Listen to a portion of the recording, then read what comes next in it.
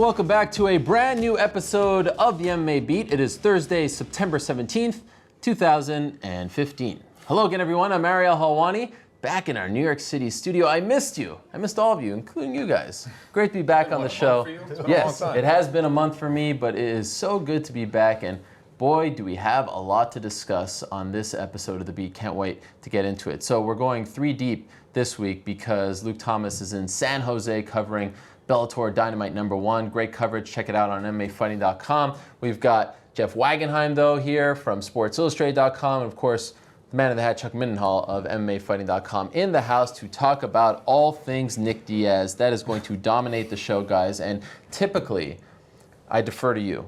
But I actually want to lead off, because I am bursting at the seams ever since Monday, when the Nevada Athletic Commission fined Nick Diaz 33% of his $500,000 fight purse, but more importantly, they suspended him for 5 years for his third marijuana metabolite offense. Marijuana metabolites showed up in his post-fight drug test following his fight against Anderson Silva January 31st of this past year.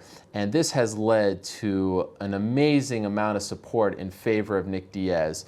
And we will get to all of that in a second. But I just want to say right off the top that as the days go on, as I begin to digest this news more and more, this ruling, if you want to call it that, I really truly believe that this was the most disgusting act ever associated with mixed martial arts. In terms of a regulator, a promoter, an official, doing this kind of thing to a fighter, taking away his livelihood, it was appalling, it was corrupt.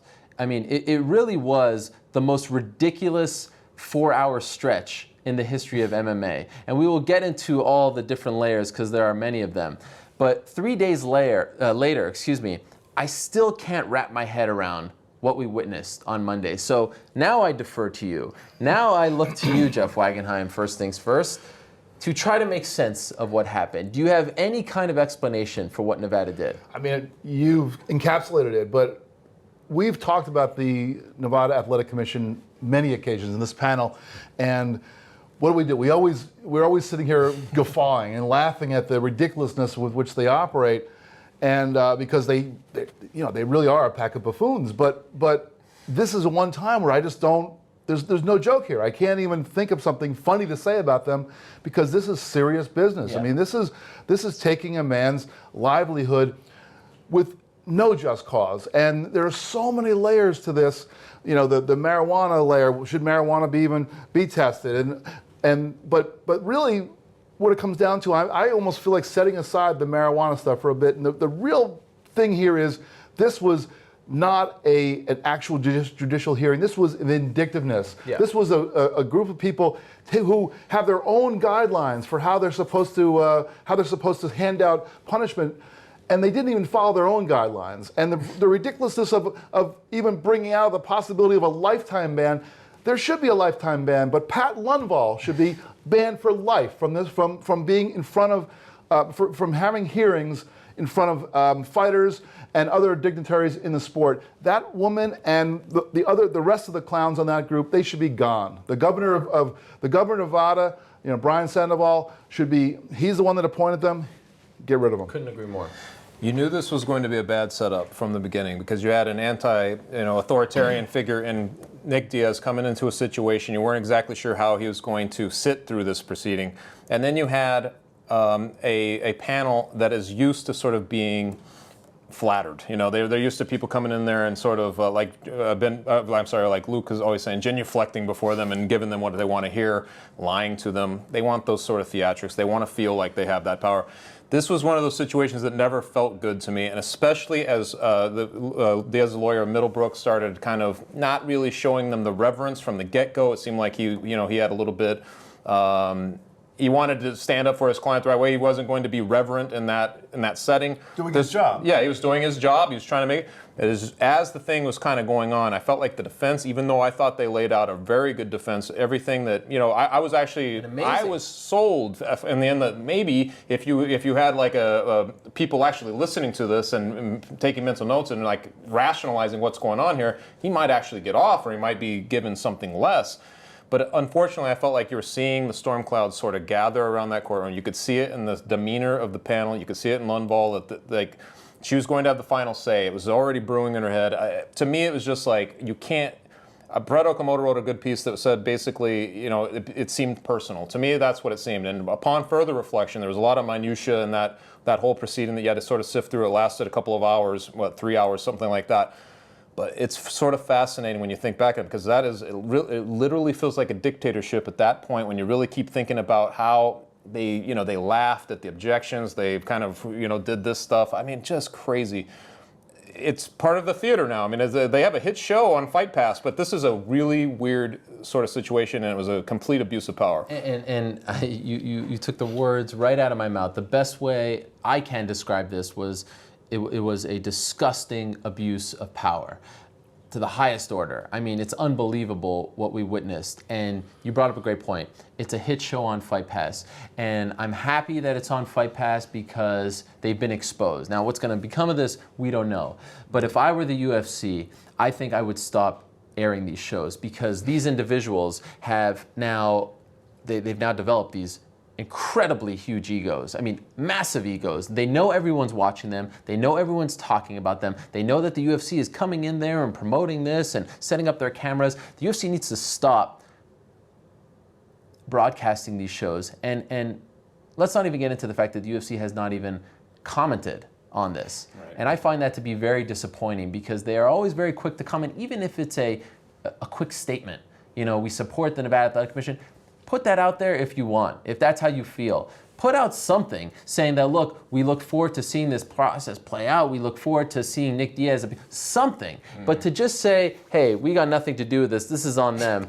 I'd like to see them stick up for their guy just a little bit. And I know Nevada's a sensitive topic. I know it's their backyard. I know all these things. But you can't just leave your guy out there, especially when something like this transpired. Yeah, I mean, I understand what you're saying about taking it off the air, but I also look at the opposite side. If this hearing had not been shown on Fight Pass, yes, maybe they would have gotten away with it a little bit.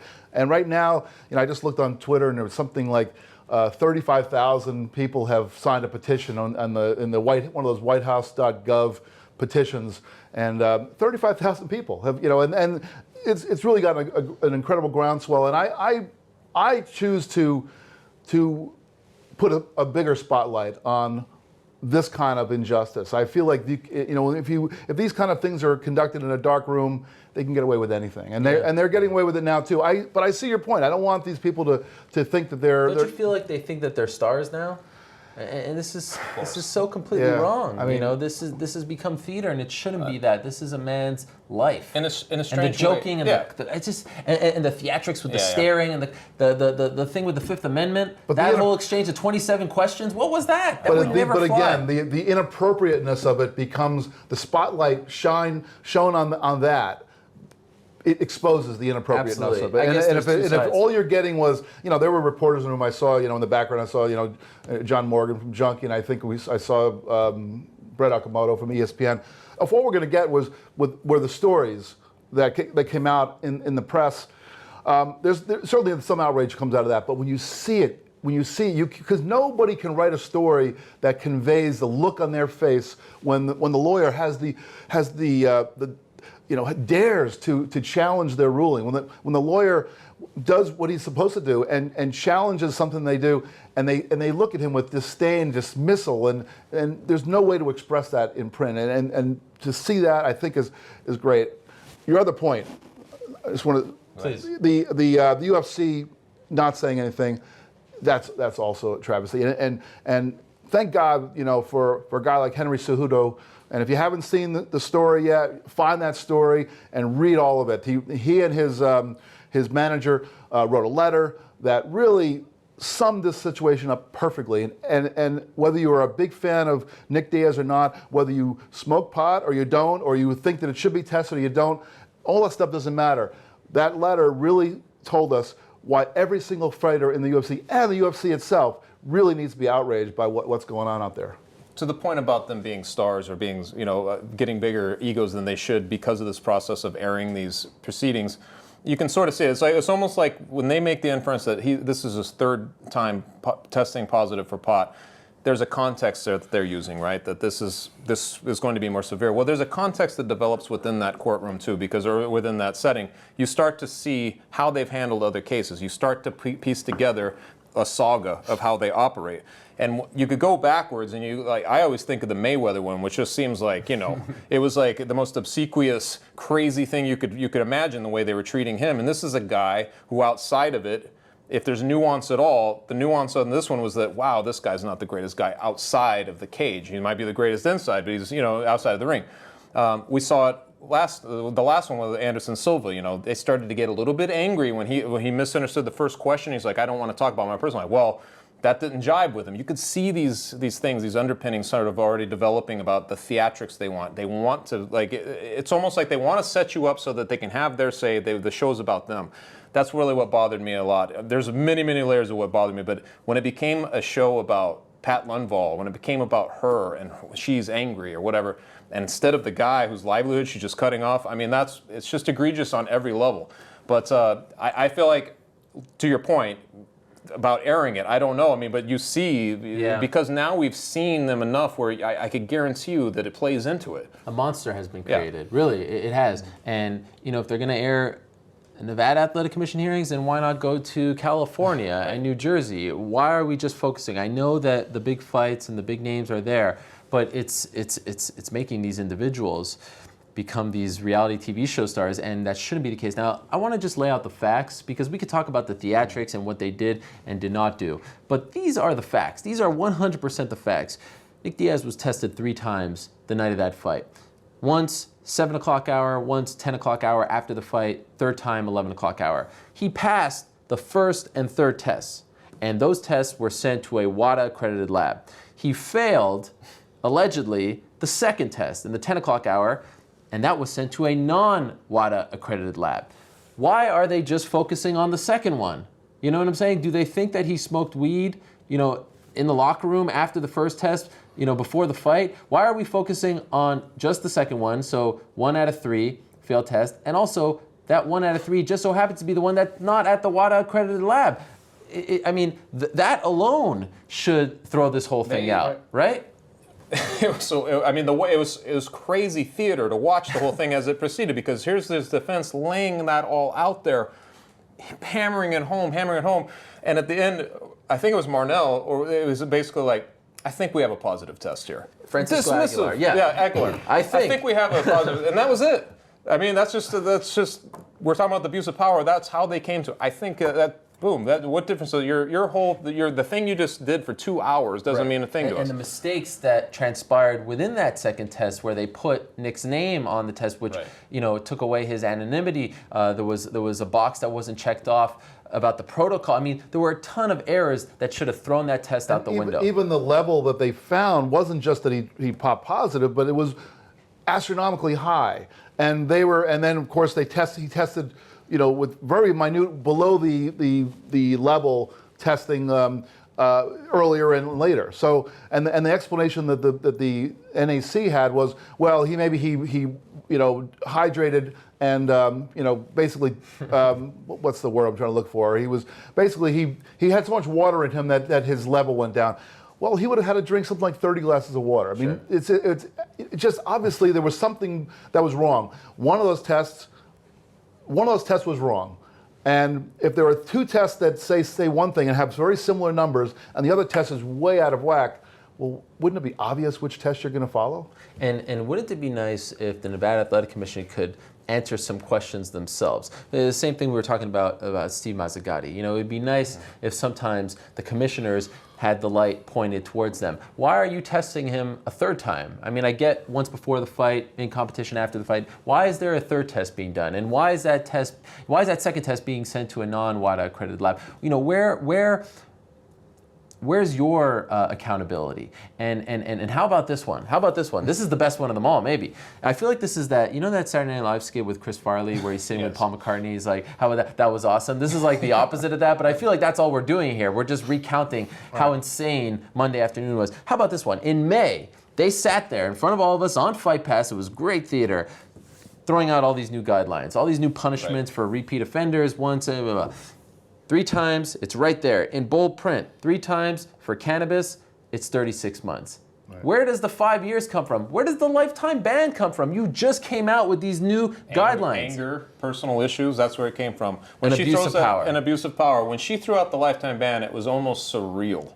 I mean, I sat there like, wait, what? I mean, we were watching this, but you think still, for just a minute, as it sort of processes that, logic's going to make the rounds here. Hold on, let's hold on. And that's what's so crazy about it is that 5 years then seemed like a rational compromise to the rest of the panel. Like everybody got fogged over there from it. Yeah. Everybody lost their bearings. The deliberations lasted something like 2-3 minutes. It's the craziest thing of all. This guy's career is dangling. 32 years old. You're talking about 5 years. 5 years is a lifetime.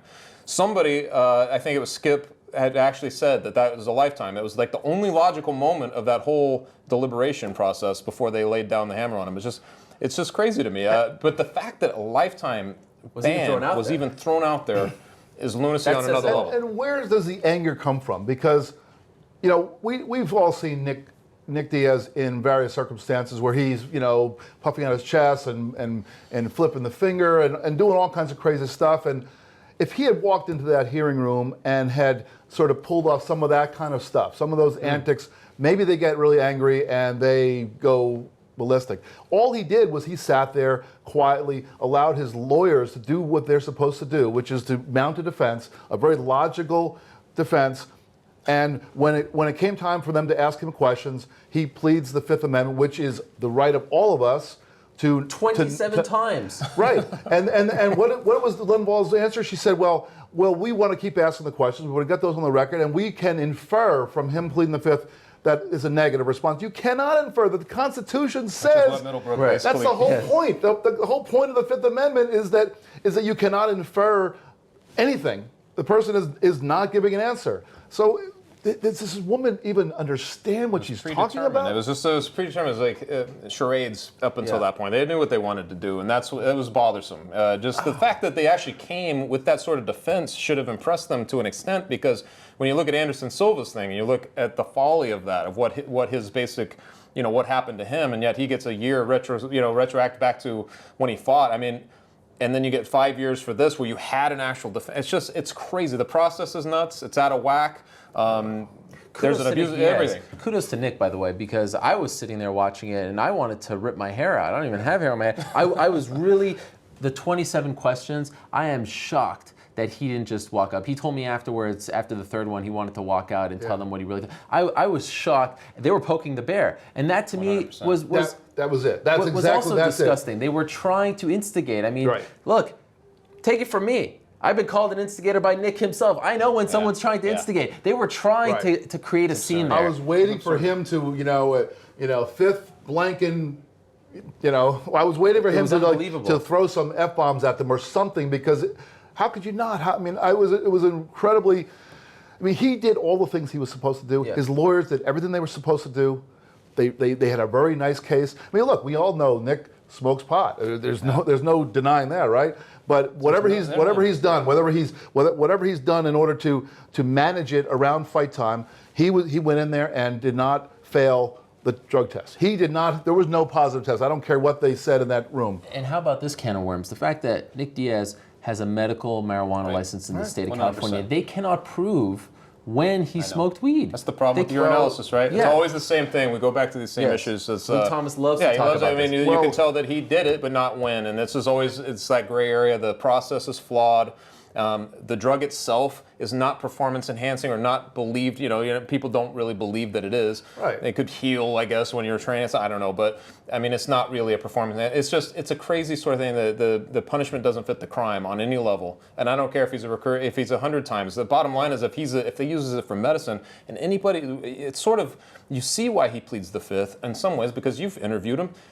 Nick Diaz has a trouble sort of focusing, and you're going to let him sort of go through and do that? I don't think so. I think he honestly needs to smoke pot to sort of feel normal in the world. I believe that. I believe it is like a medicine for him. And so you just put all those human elements together in it too, and it just seems that much more egregious, the whole thing. And even beyond the medical aspects of it, look, nobody's advocating for fighters to be sitting in the dressing room just before they're ready to go out in the cage and smoke a joint and get high and go out in the cage. I mean, obviously your reflexes are slowed down. Your mental capacity is altered enough that it would not be you wouldn't be doing something unsafe to your opponent, as Anderson Silva did, his opponent, but you're doing something that you would be unsafe for yourself, probably. And again, he was laying there on that camera. Right. So remember?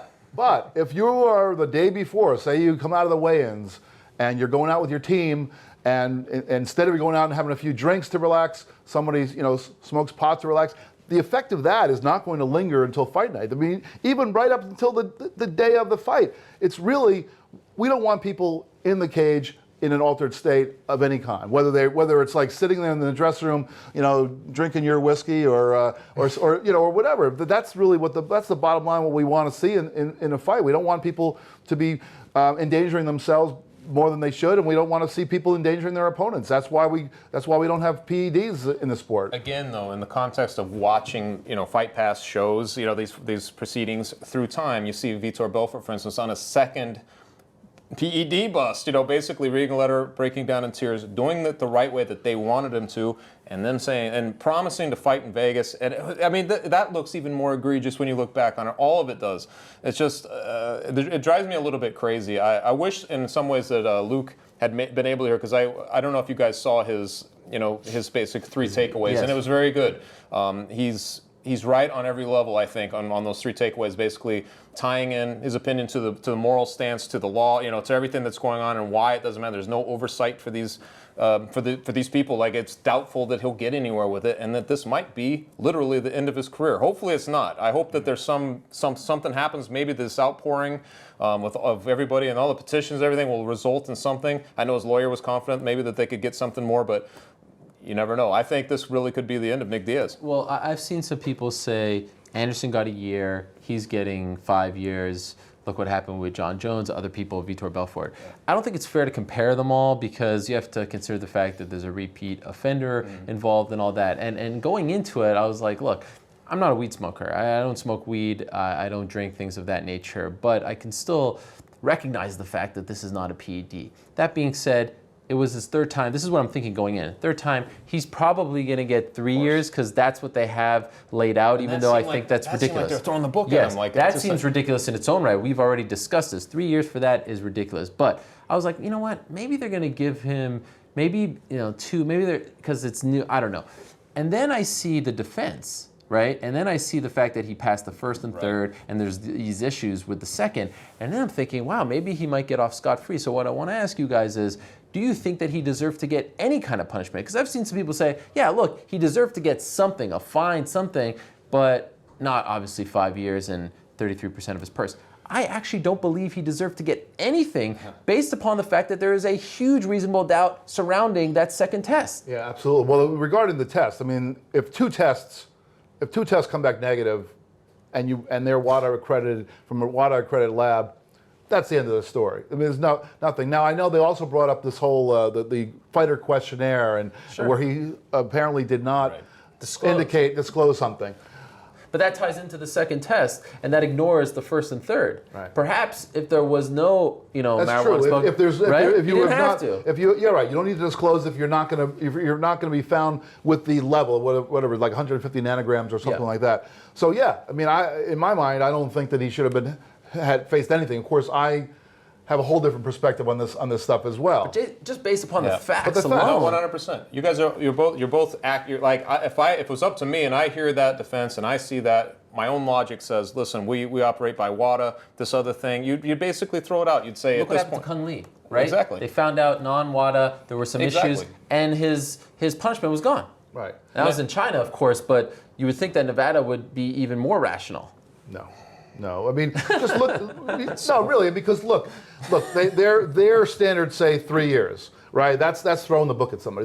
That's the worst you could get. So if Nick had come in with his defense, and let's say they tried, and the commission just doesn't buy it. All right, they give him 3 years. But if he went in there and rolled over and exposed his belly like a puppy dog and sort of whimpered and talked about how great they were and bowed down, then the fine some ways gets reduced. It's crazy though, because they did it the right way. They didn't need to do that because they actually had a case. They had something to take in there to basically do away with it. But their case made it worse in the end. It made it worse. That's how messed up this situation is. What about this antiquated thought process that what Nevada says goes for the rest of the country and maybe even the world if you're the UFC? Okay, if Nevada wants to play this game with Nick Diaz, if they have this vendetta, if they think that he's this rule breaker and he's disrespectful and he doesn't appreciate the fact that they've given him the privilege to fight in the state of Nevada, which is what they said, he doesn't appreciate this, then why can't he just not fight in the state of Nevada? Why does Florida, Tennessee, California... Maybe they look at that though. I'll tell you what, you know what? This is my prediction. Nevada henceforth will be known as the former fight capital of the world. Floyd Mayweather. Floyd Mayweather retired this weekend. Now that means he'll probably fight 2 or 3 more times. But let's say he's pretty much done. There's no boxer who's going to draw huge numbers now that Floyd's gone. And we had that wonderful letter from Henry Cejudo saying he will not fight in Nevada.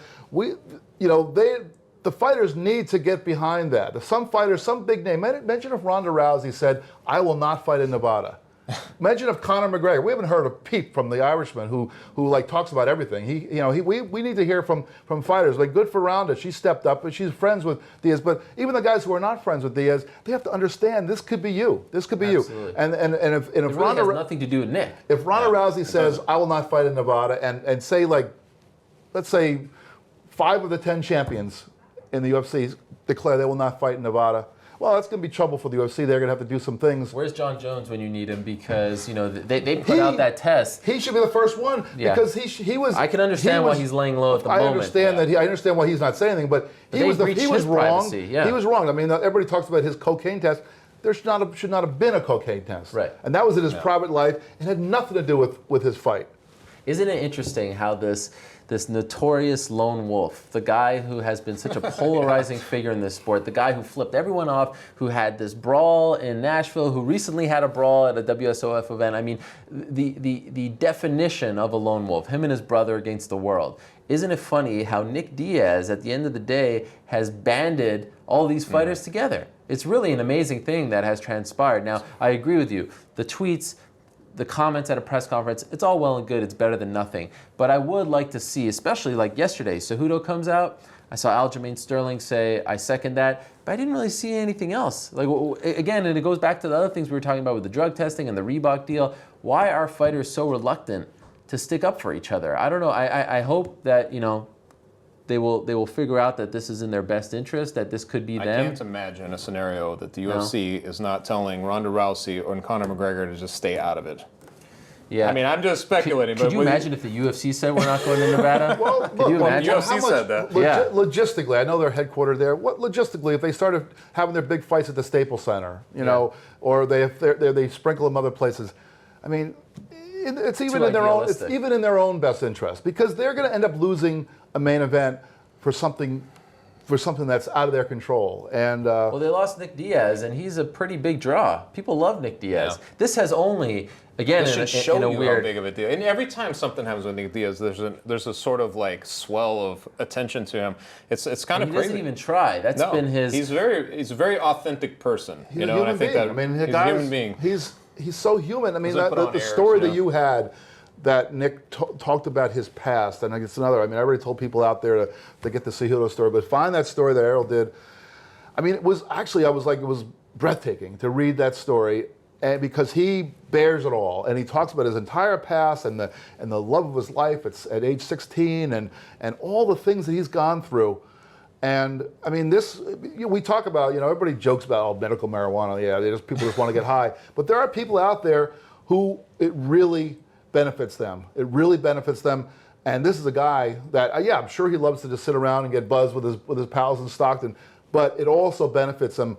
And this is being just, because of that, he's being, sent out. Yeah, and the part that really hit me the hardest was what he said about his brother. It was my fault that we got into this, and now I don't have a way to get us out because I can't make any money. He doesn't make any money. I can't even corner the guy, which I think is a ridiculous law, if you want to call it that as well. Just because you're suspended by another state, you can't corner him in a different state. You can't corner him in the state of Florida. It'd be nice if Florida stepped up. We saw a commissioner out of Massachusetts, well done to you, write to me on Twitter yesterday that he disagreed with this ruling. I think my big takeaway from all of this really is that it is high time, pardon the pun, that we have a national governing body, that one governing body for MMA specifically, not for MMA and boxing and kickboxing, for mixed martial arts. Boxing will have their own and other combat sports will have their own as well. But one MMA national governing body oversees the entire country.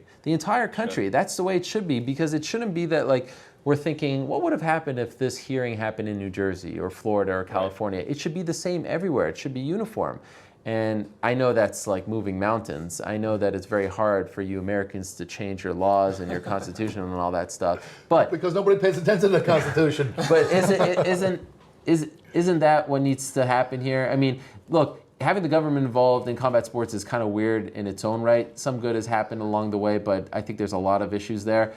A national governing body where everything's on the same, page, everyone's, uniform, I think, is really what needs to be done sooner rather than later. It makes sense, but maybe an easier step is just to get rid of the people on that commission. I mean, come on, it's just all you need to do is the governor needs to say, pack your bags, take a box, pack, out of here. You're well, gone. everyone's been so vocal. Are you guys confident that something will happen here? I mean, let's start with Nick actually appealing this ruling and getting off scot-free. Do you actually think that at the end of the day, when this story is all said and done, that he fights, or at least he can decide whatever he wants, but that the 5-year suspension will be overruled, that it will be diminished? Do you believe that? Absolutely. You're confident? Yeah.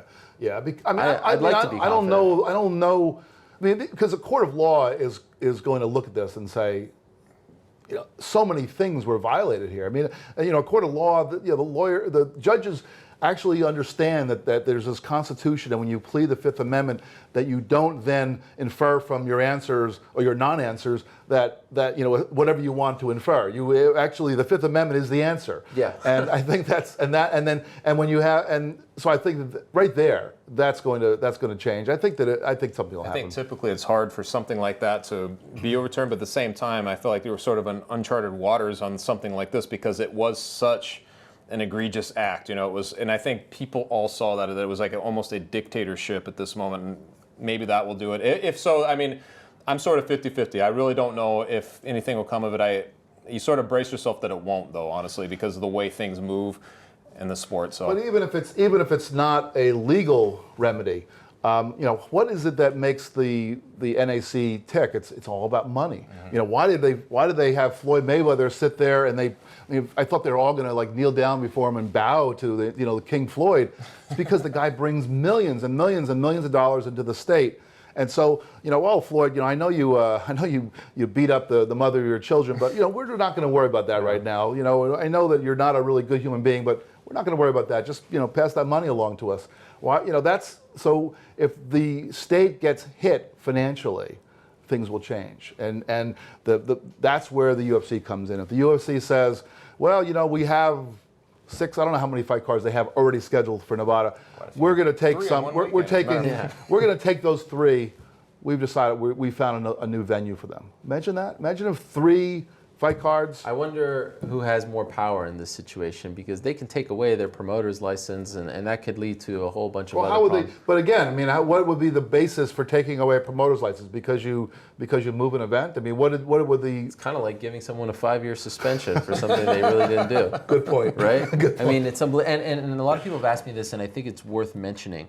As it stands right now, Nick Diaz cannot fight for ONE FC or Bellator because he is a UFC contracted fighter. So I've had a lot of people ask me that. Also, Nick Diaz can't go to Japan or Thailand or Singapore because, as we said, if the UFC is contracting that fighter, they are going to recognize the Nevada suspension all over the world. So he's really stuck. I mean, he really has to be on the sidelines, at least for now, for 5 years. Again, I go back to my earlier statement. It would be nice to just get some kind of take from the UFC on what they plan on doing or how they feel about this situation. I think that would be very comforting, but right now, I feel like they still, because the Diaz brothers and the UFC have been so volatile towards one another, back and forth over the years. They make up, they're volatile. I mean, maybe it stems from that, but it was a little surprising. I really did think there would be some kind of statement, going out of that, but there's all kinds of situations where the UFC doesn't follow through. And I blame myself as well. I feel like some journalists should have called Francisco Aguilar, Pat Lundvall, Anthony Marnell, who, by the way, also worth mentioning, as of a year ago, owned 71% of a medical marijuana dispensary. How about that? So he's not all bad. Yeah, well, how about that hypocrisy? Unbelievable. I am so, and this goes against every single rule of journalism. I feel so upset about this. I don't even want to talk to these people. I don't want to watch them on Fight My Pass. blood pressure was high so much that I had to like smoke a joint before it came. It was unbelievable. It's just baffling. Like I'm wondering if this is some kind of joke being played on us because everyone else gets it except for these individuals. Yeah, well, the one thing I was thinking about when we were talking about the UFC's actions or non-action is, Lorenzo Fertitta used to be a member of the Nevada Athletic Commission, probably in a better time, because I mean he seems like a pretty level-headed guy, and I can't imagine that he would have ever done anything like this. I mean, but Shocking. anyway, so it's possible that what's happening is something in the background. I mean, the UFC doesn't need to go out there and grandstand and make big, bold statements. It might be that Fertitta is calling people and saying, this is bad. We need to remedy this. We'll find out. We'll find out. Maybe nothing's happening, but I guess I'm hoping, or maybe I like to think that the organization that really essentially runs this sport, the organization that is the leading promotion in the sport of mixed martial arts, would realize that this is something that's going to affect them, and they really need to do something about it. If nothing else, stop following Nevada suspensions elsewhere. I mean, if they can get Diaz fighting in LA or somewhere else, go ahead, go for it. Just don't. And don't I would follow love to see other commissioners, Andy Foster in California. I would love to see people like him, real, influencers, come out and say that we disagree with this. This was an abuse of power. How powerful would that be, right? I mean, to see fighters like Cejudo and hopefully others as well as finally stand up and say, look, yes, we are a young sport and so much is changing. What a revolutionary year this has been alone. 2015 is just an unbelievable year. This might be the story of the year, and we already had like 8 of them in the last 9 months. But wouldn't it be nice for people to finally stand up and say, and look, wouldn't it be nice if Nick Diaz had some representation as well? I mean, could you imagine if something like, look what happened with Tom Brady, right? He fought the suspension and he won because he took it to court. Right now, Nick Diaz has to go through this whole convoluted process essentially alone with no one backing him. There's no association of any kind backing him. He's got to go with Lucas Middlebrook, who, by the way, was the star of the show. Oh my God, the guy is unbelievable. And really try to fight this fight alone. Imagine if that's unfortunate. Suspended Tom Brady for 5 years. It's like you're talking about 4 games versus 5 years. Lifetime suspension for Brady. And the this whole situation, if nothing else, has made Roger Goodell look good. Yeah. Almost. Timely for the NFL. Should we move on to something else? Is there anything My else? blood pressure can't handle it. I feel like I could talk about this honestly for an hour. Well, there's a million layers to it. There really is. It really is. It's just baffling. And one more thing, I see a lot of people saying, like, you journalists are siding with Nick Diaz. He doesn't deserve this. He's a repeat offender. He smoked weed. It's on him.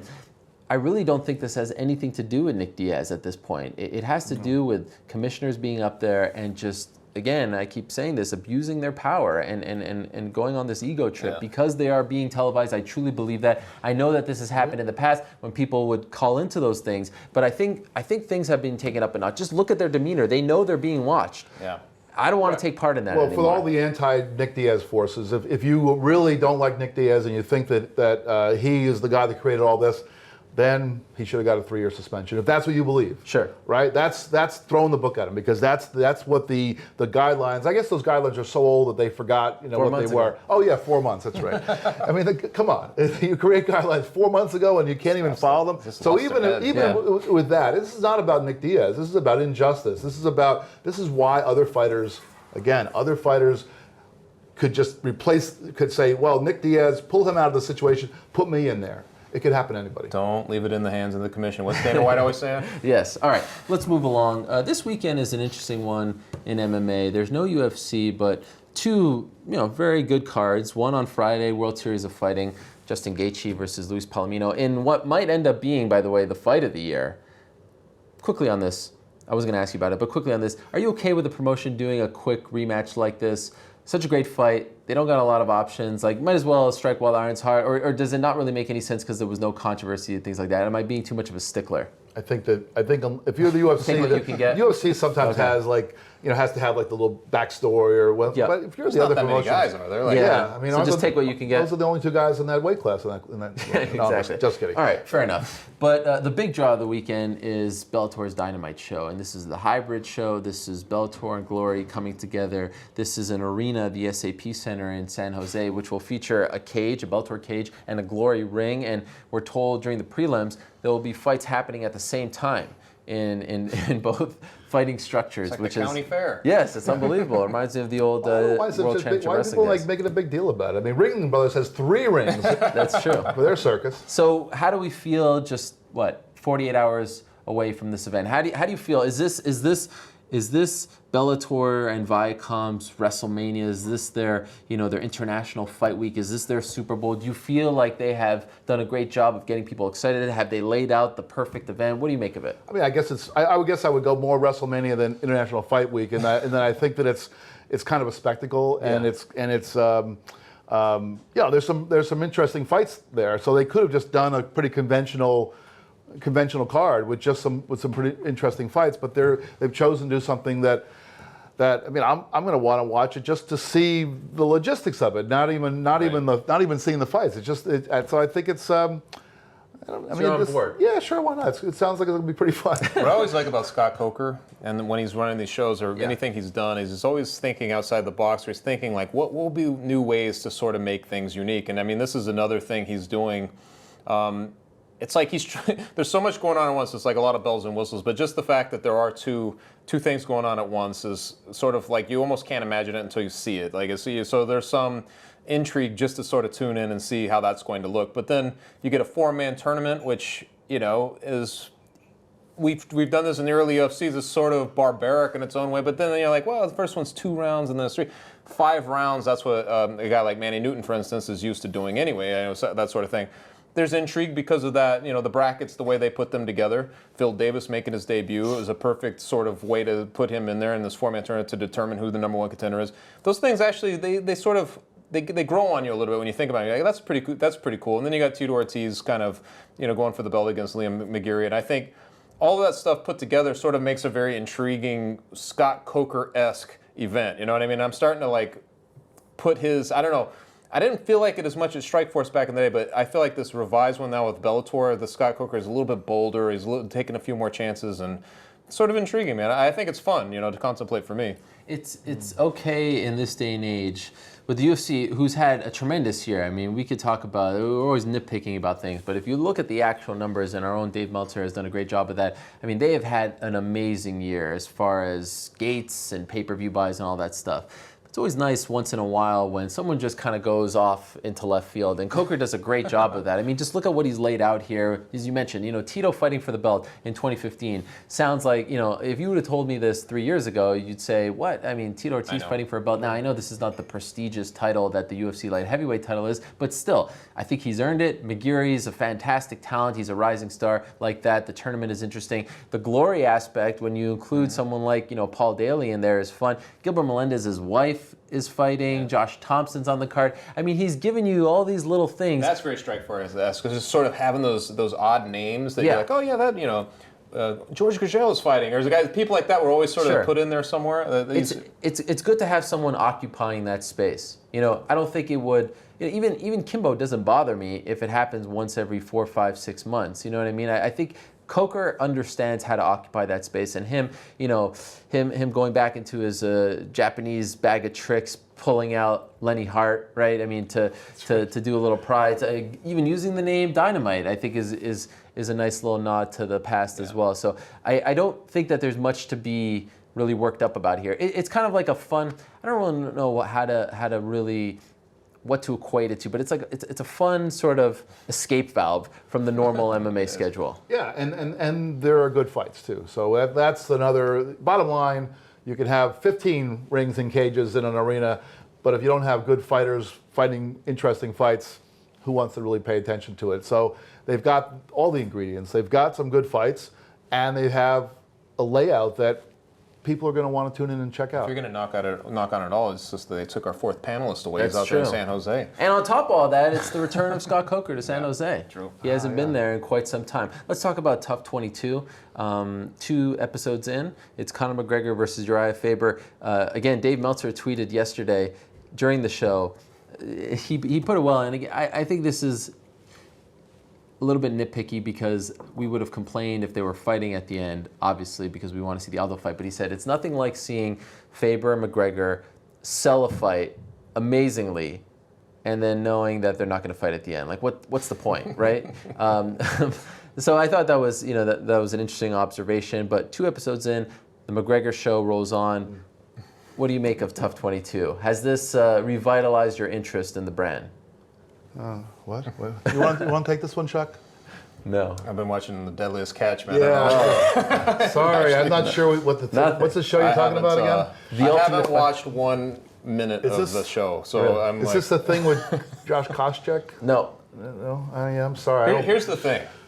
Even when they put this together, you've got Uriah Faber, who's been a coach on the show before, against McGregor, who's like the new guy, and I guess this is the real appeal, right? Like Europe, America. I'm always of a guy like Conor McGregor, he's still got something that's very intriguing, right? We want to see this Aldo fight. There's a lot to him, his personality that we're still sort of unraveling. You put him in a situation like this, I'm very, very hesitant to get too much Conor McGregor. I don't know if this makes sense, but I didn't want, that show particularly as a way of just demystifying anybody.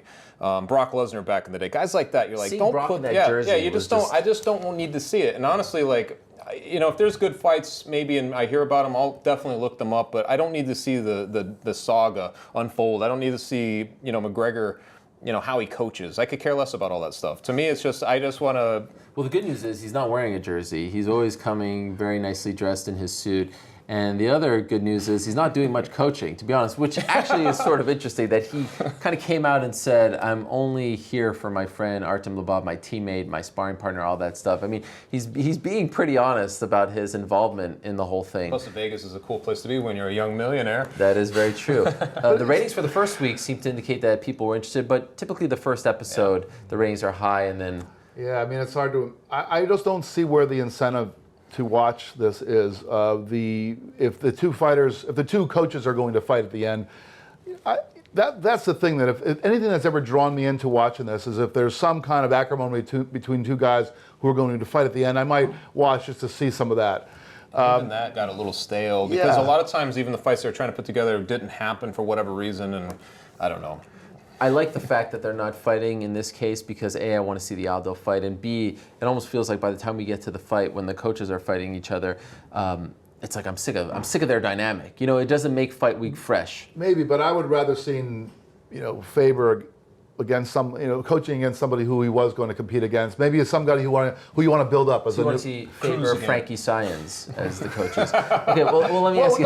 No, but even I just feel like putting McGregor in this was misguided because, okay, he's coaching the European team and Faber's coaching the American team. And this is a show that is mostly going to be watched by an American viewership. And who do we root for in America? We're going to root for our local guys. So all of a sudden, it does Faber... air in Europe. It does air on BT Sport and all that. But, if you're trying to perpetuate the star power of Conor McGregor, I don't know that making him the bad guy is going to work because he's then going to become. I think they've been trying to build him up as the good guy in the Aldo fight. Aldo. But Aldo might be the good guy in that fight, too. Well, you bring up a great point. I wanted to ask you guys about this. The Go Big press conference a couple of weeks ago. I mean, that was a sight to behold. Talk about lone wolves. I mean, he pretty much turned around and sprayed everyone with an Uzi. I mean, and no one was off limits. It was really an amazing thing to witness. Do you feel like, A, he is starting to become the bad guy, and B, are they playing a dangerous game here? Are they kind of skirting that line of overexposing this guy? I think that might be the case. I think some of his antics are starting to jump the shark a little bit, and I like Conor McGregor. I like watching.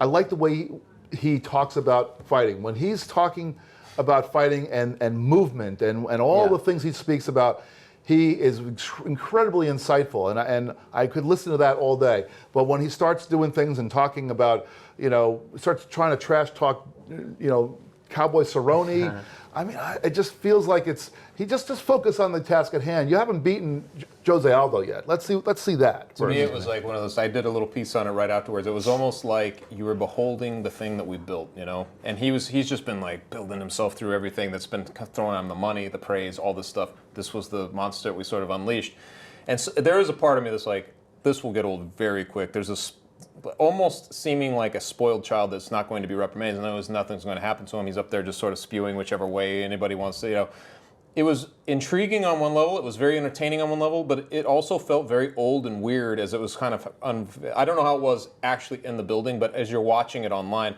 it just seemed like it was, like you said, jumping the shark. It seemed like it was sort of going into a place I was like, this doesn't, I don't know, it doesn't really make me more compelled to watch him or anything like that.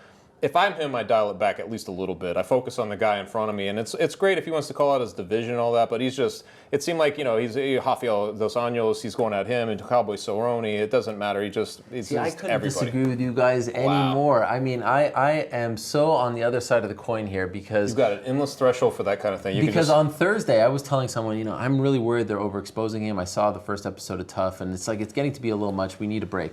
And then on Friday, he goes so far out there, he creates a whole new persona for himself almost. And not only that, brilliantly, in 5 minutes, he planted the seeds for 4 future fights, right? I mean, it was unbelievable what he was doing.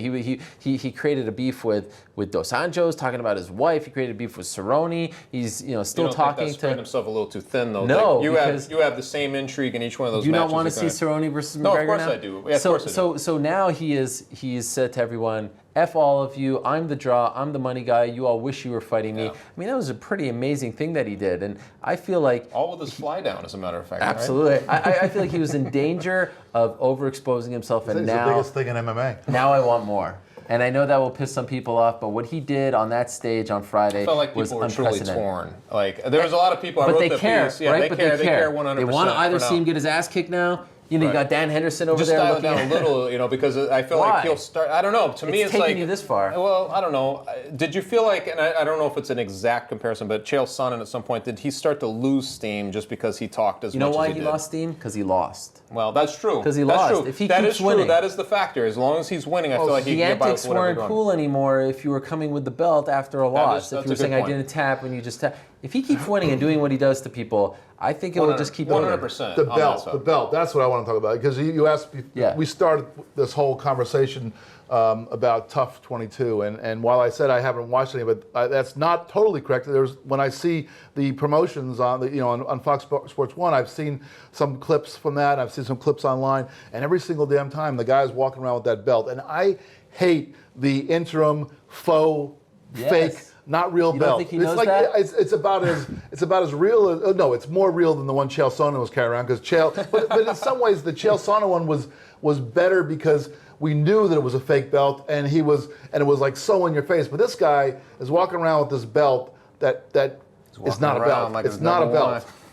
You don't think he knows that? Yeah, I mean, it's and of course. There are a lot of people out there who aren't journalists who say, I want to see this guy get his ass kicked. I want to see Jose Aldo take that belt and shove it up his butt. That's how it operates too. That's really the genius, is because he's starting to build that other side of the fence where people just want to see him get humbled. And then you see him come to Ireland for the first time in months, and he's treated like a hero, and he's with kids, and he really takes the time to say hello and thank you. He's always saying thank you. I mean, the guy's a really special character, and I think deep down he's still very much in awe in all this.